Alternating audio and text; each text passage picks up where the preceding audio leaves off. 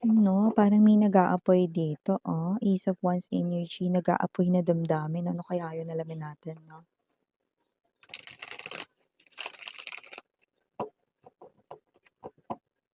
Whoever this person here could be thinking about miracle, like a magic, okay? So let us see what does this means and anong kinalaman niyo dito sa person na ito. Thank you so much, Archangel Michael, Angel Guides, para sa palagian ninyo na presence reading ni Collective. Can we get other informations and details dito? By the way, just take only what resonates. I-claim lamang yung mga mensahe na nag-resonate for you. Okay? And thank you so much because you are here. Okay? Oh, we have here this Seven of Pentacles energy. I do see that this person here, possible, no, na nagkaroon siya rito ng time na, alam mo, energy ng pagiging malaya, no? Maybe hindi kayo magkasama ng person na to, you're not together or whatsoever. This could also means separation, but let's see what's happening here because kanina may alab, no? Alab ng damdamin, no? So let us see what does this mean.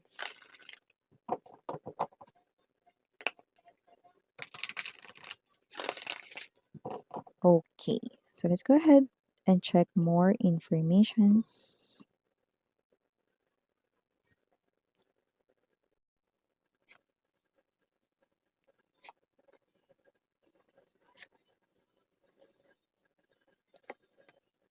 Mm-hmm.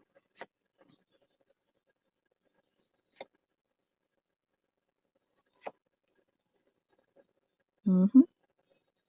Ace of Swords. Conversation. Biglaang conversation. Biglaang pag-uusap. Ito yung gusto ritong iklaro, no? Five of Wands to the Two of Cups energy. Definitely.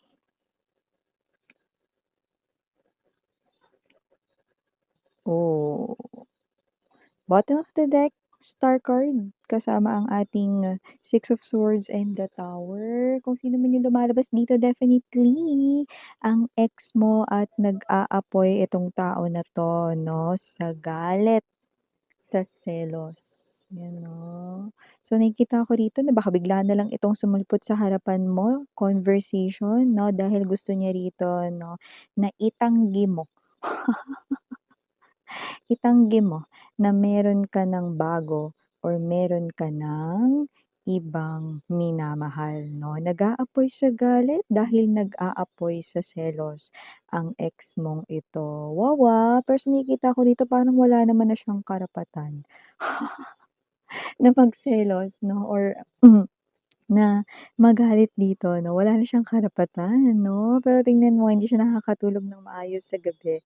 Simula nang marinig niya ang mga usap-usapan, bali-balita 'no, so hindi siya makatulog dito 'no, ng maayos 'no. Pagising-gising siya at, paputol-putol ang kanyang tulog 'no. So nakita natin dito that this person here is someone who really wants I'm getting that, praise 'no, na to see is to believe. So, parang siya ito 'no, na klase ng energy. Gusto niya ito 'no, na marinig mula sa'yo, makita 'no, na ito talaga yon totoo talaga 'no, yung usap-usapan na ito or whatsoever. Pero nakikita ko rito, ang gusto niya talagang mangyari 'no, kumprontahin ka man niya, kausapin ka man niya, ang gusto niya talagang mangyari itanggi mo na agad.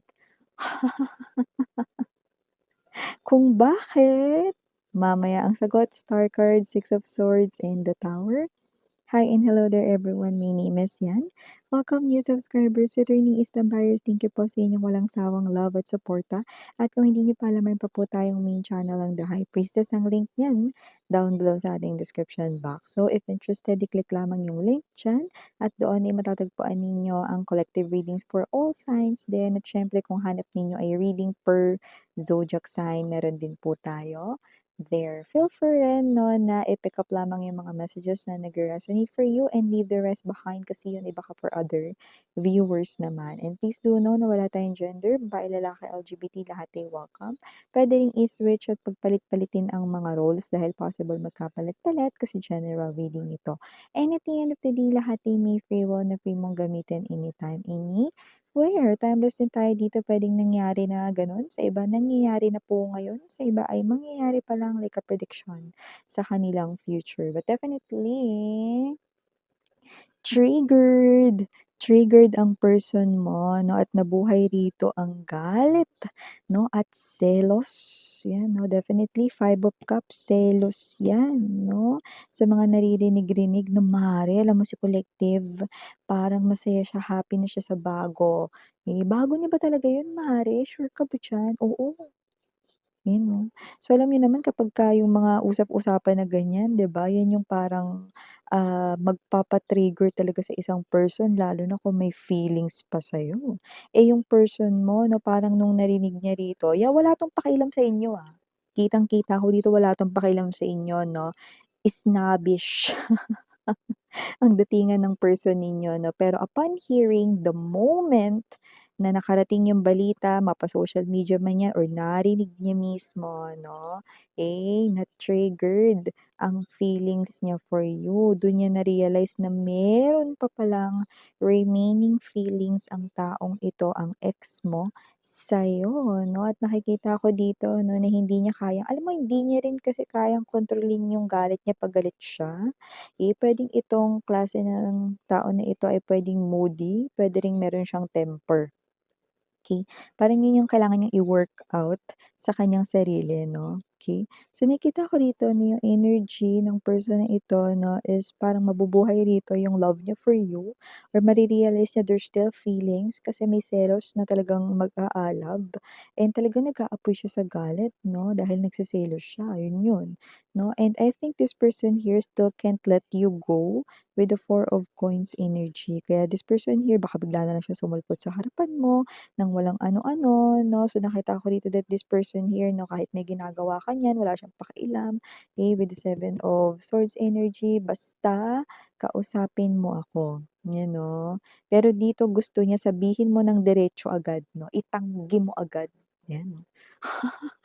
Gusto niyang itanggi mo agad na meron kang iba 'no. So, kahit na mga babes 'no, meron ka pang iba na nagugustuhan or meron ka na talagang ibang ka-connect or meron ka ng ibang ka-commitment, karelasyon 'no, or kahit na meron ka lang napupusuan sa mga nagkakagusto sa'yo or nanliligaw sa'yo or kahit meron ka lang ibang gusto, okey? Gusto niya itanggi mo na agad 'yun. So, parang sinasabi niya miss 'yan 'no, na magsinungaling ako kahit meron naman talaga ako ibang nagugustuhan. Exactly, nadali mo, yes 'no, daling-dali, 'di ba? So, kasi naman 'tong energy na ito na gusto niyang itanggi mo, bakit miss 'yan? Simple lang, Star card energy, Six of Swords and the Tower, kasi 'yun lang yung bagay na magpapakalma sa kanya. Ay, kawawa pala miss 'yan. Tama. So, kung sino man 'tong energy na 'to 'no, definitely this person here 'no, yun lang kasi yung magpapakalma ng kanya ritong sarili 'no. Dahil bukod dun sa nag-sprout na galit at selos 'no, pagkatakot din, okey? Na mayani yung takot, kaya nagpa-panic siya 'no. Yung panic niya yung parang akala mo may sunog, may lindol 'no, may tsunami or whatsoever ganong klase ng energy, oo, yung parang hinahabol siya ng tornado. So, kung sino man 'tong energy na 'to, I do see that this person here is someone na hindi na mag-iisip, kahit nakapambahay lang siya ng time na 'yan 'no, this person here mararamdaman niya yung triggered, yung adrenaline rush, and this person here will definitely come to you, pupuntahan ka niya, puwedeng sa office mo, puwede rin sa bahay niyo 'no. So, whatever the case may be, this person here will just pop out in front of you, magugulat ka 'no, at sasabihin niya rito 'no, yung bagay about you and that other person 'no, it's just a hearsay lang ba or it's something here na truth pala or totoo pala 'no, pero alin man dun puwede bang sabihin mo sa'kin na hindi totoo yun? Oh. Yeah, I'm hearing that song. Nagmamakaawa ang puso ko. Yan oh, nakakaloka yun. So definitely nagmamakaawa yung puso nitong tao na ito 'no, na sabihin mong wala kang ibang minamahal kahit meron na, 'no, or sabihin mo na wala kang ibang crush 'no, kahit meron na, 'no. Kaawa-awang frog siya. So, sino ba 'tong energy na 'to 'no? Yeah. Definitely 'no, mabubuhay lamang yung kanya ritong damdamin muli sa'yo, okey, kapag narinig niya na ang usap-usapang meron ka ng bago, yun 'no. Mahirap talaga tanggapin kapagka meron ka na talaga ritong iba, tapos hindi pa siya nakaka-move on sa'yo. Ang malupit pa dun, hindi niya nare-realize 'no at hindi siya aware na hindi pa pala siya nakaka-move on sa'yo. Akala niya naka-move on na siya pero hindi, hindi, hindi. 'Di ba? So, kung sino man 'tong energy na 'to 'no, parang may energy siya rito na kung sino yung makasalubong niya, kahit batiin siya ng may magandang ngiti 'no, parang masisimangutan niya 'no, or masusungitan niya, yun yung nakikita natin dito. Definitely this person here magti-trigger din yung pagiging moody niya 'no, because this person here feel pressured. Yes, okey. Mape-pressure siya about this, okay. And this person here 'no, magugulat ka kasi yung mga lumalabas sa bibig niya, yan sana yung mga gusto mong marinig dati 'no. Yan sana yung mga salita 'no, na hinihintay mong lumabas sa kanyang bibig. Bakit ngayon lang, 'di ba, or whatsoever. But this person here will definitely come rushing. Kasi kahit siya, hindi niya makontrol dito yung mga paa niya papunta sa'yo. Kumbaga nakita ko rito 'no, yung kanyang emosyon, yung kanya ritong feelings 'no, yun yung nag-fuel, okey, or naglagay ng gasolina para umandar siya. Papunta sa'yo. Definitely there's no turning back, like hindi siya magyu-U-turn pabalik ng bahay nila, aatras or whatsoever, hindi. Dire-diretso rito mare papunta sa'yo 'no, or dire-diretso rito pare. LGBTQs of course welcome din kayo papunta sa'yo 'no, because this person here wants to hear from you na hindi ito totoo. Gusto niya na itanggi mo ito, ayan 'no. Kahit totoo miss yan, oo. Gusto niya magsinungaling ka para gumanda at gumaan ang pakiramdam niya.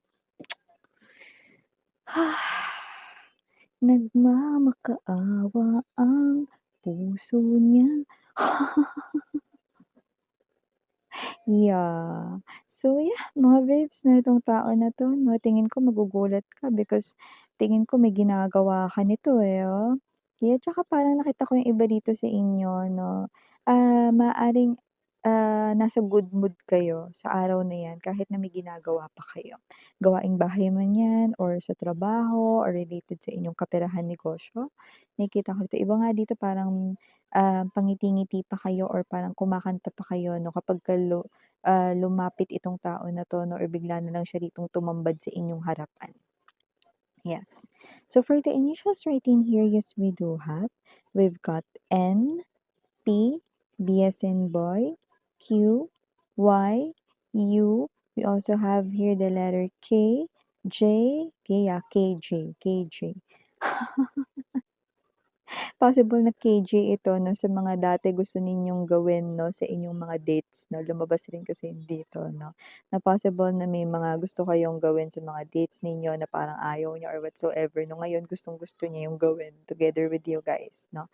Paano ba yun miss yan? Kunwari gusto mo dati magsuot kayo ng parehas na shirt or whatsoever, puwedeng ayaw niya or puwedeng gusto niya ng mga babes na gusto mo na mag-picture kayo sa ganito ta's ganito yung post ninyo na dati puwedeng ayaw niya na pero ngayon gusto niya na, Gusto niya nga actually maging PDA kayo, eh. Definitely, an energy talaga ng nagmamakaawa dito. Eh, for the other initials, segue. For the other initials, we have here D 'no, may lumbas din gano'n dito 'no, bungad 'no, and last but not the least, we've got the letter E. So yeah, ito yung mga messages right here for you guys. Thank you again, I'm Miriana Onni. Sarangayo, love and light. Annyeong.